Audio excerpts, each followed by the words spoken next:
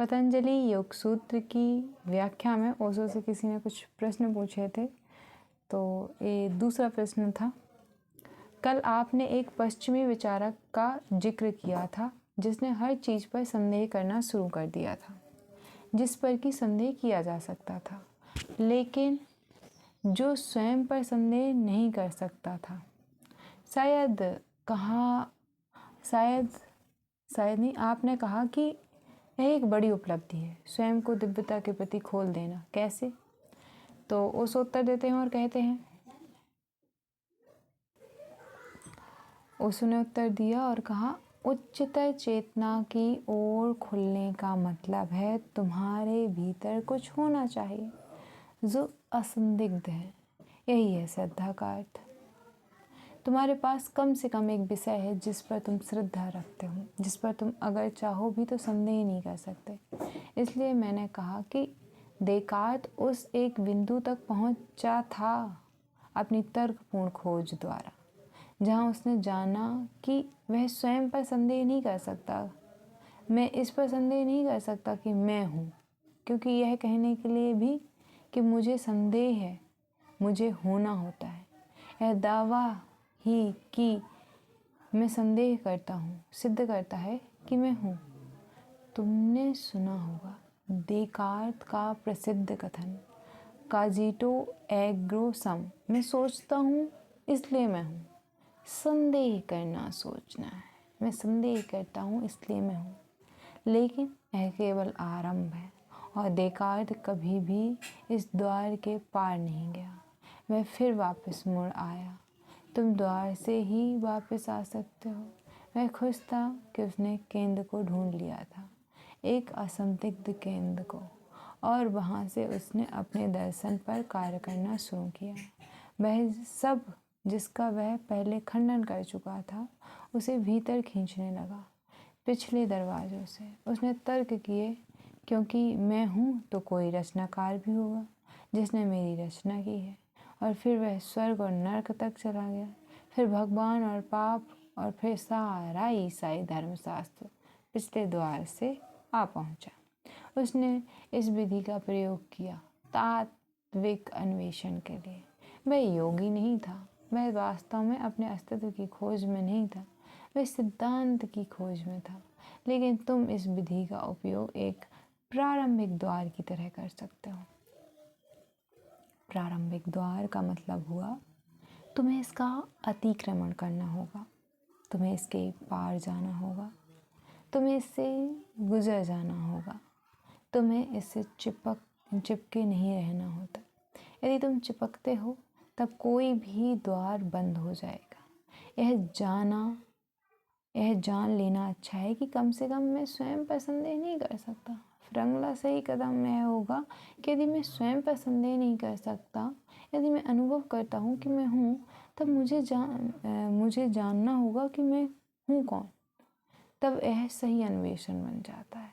तब तुम धर्म में आगे बढ़ते हो, क्योंकि जब तुम पूछते हो कि मैं कौन हूँ, तब तुम एक बुनियादी प्रश्न पूछते हो, दार्शनिक नहीं लिए अस्तित्वगत। कोई दूसरा व्यक्ति उत्तर नहीं दे सकता कि मैं कौन हूँ। कोई दूसरा तुम्हें बना बनाया उत्तर नहीं दे सकता।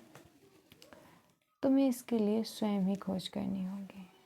तुम्हें इसके लिए खोजना होगा स्वयं के भीतर केवल यह तर्कसंगत निश्चितता, मैं हूँ, ज़्यादा काम नहीं है। यदि तुम आगे नहीं बढ़ते, पूछते नहीं कि मैं कौन हूँ, और प्रश्न नहीं है तो यह एक प्यास हो जाने वाली है।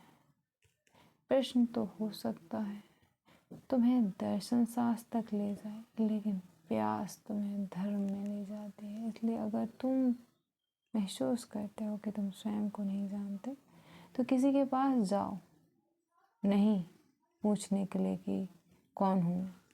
कोई तुम्हें उत्तर नहीं दे सकता।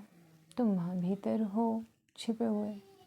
तुम्हें उस अंतरस आयाम तक उतर जाना होता है जहाँ तुम हो, और स्वयं को साक्षात्कार करना होता है। यह एक अलग प्रकार की यात्रा है। यह एक आंतरिक यात्रा है। हमारी सारी यात्राएं बाहरी होती हैं। हम पुल बना दे रहे हैं कहीं और पहुंचने के लिए। इस प्यास का मतलब होता है दूसरों की ओर जाते तुम्हारे सारे पुल तुम्हें तोड़ देने होते हैं। वह सब जो तुमने बाहरी तौर पर किया है गिरा देना होता है और कुछ नया प्रारंभ करना पड़ता है भीतर। लेकिन यह कठिन होगा क्योंकि तुम बाहर में बहुत जकड़ गए हो। तुम हमेशा दूसरों की सोचते हो, तुम कभी अपने बारे में नहीं सोचते।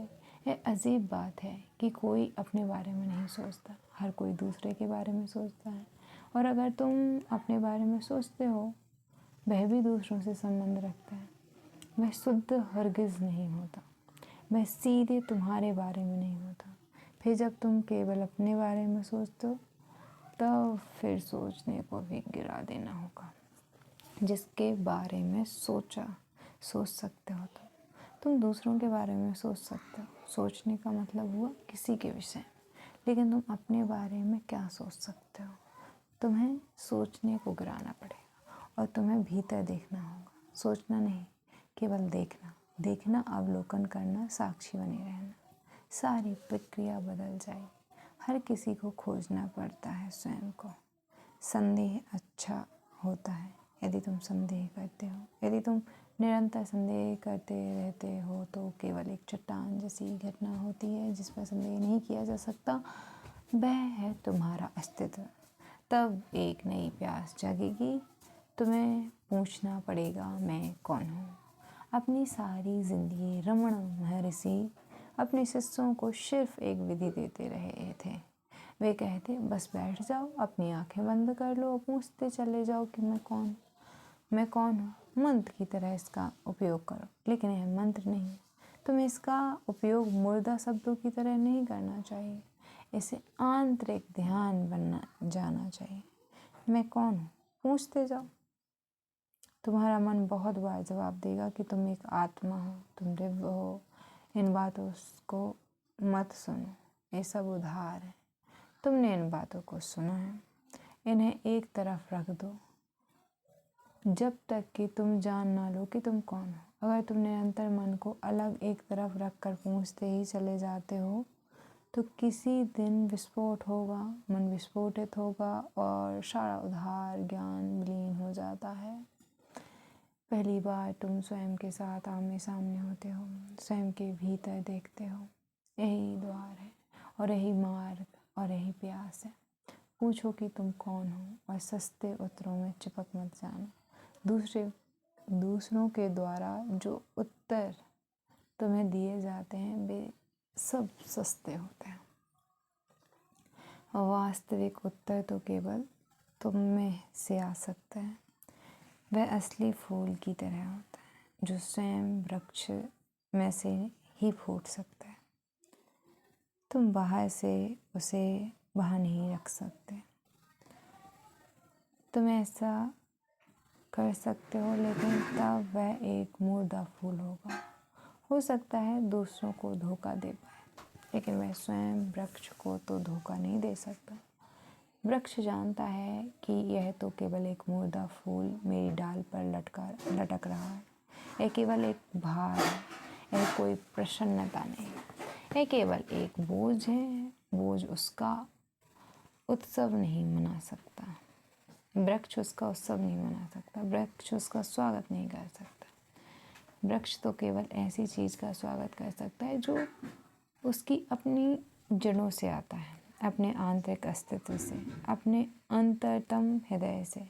और जब उसके अपने अंतरतम हृदय से आता है तो फूल उसकी आत्मा बन जाता है और फूल के द्वारा वृक्ष अपना नृत्य, अपना गान अभिव्यक्त करता है। उसका सारा जीवन अर्थपूर्ण बन जाता है। बस ऐसे ही वह उत्तर तुम्हारे भीतर से आएगा, तुम्हारी जड़ों में से। तब तुम उसके संग नाच उठोगे। तब तुम्हारी सारी जिंदगी अर्थपूर्ण बन जाएगी। यदि उत्तर बाहर से दिया जाता है वह प्रतीक मात्र होगा, वह मुर्दा प्रतीक। लेकिन अगर वह भीतर से आता है तब वह प्रतीक नहीं होगा, तब वह परम सार्थकता होगी। इन दोनों शब्दों का ख्याल, इन दोनों शब्दों को ख्याल में रखना, प्रतीक और सार्थकता।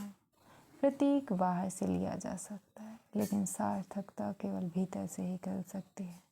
दार्शनिकता प्रतीकों के साथ, धारणाओं के साथ, शब्दों के साथ कार्य करती है। धर्म सार्थकता के लिए कार्य करता है। उसका शब्दों और लक्षणों और प्रतीकों के साथ संबंध नहीं होता।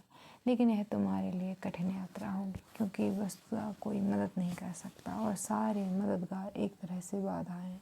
अगर कोई कृपा भी कर रहा हो और तुम्हें उत्तर देता हो, तो वह उत्तर दुश्मन है।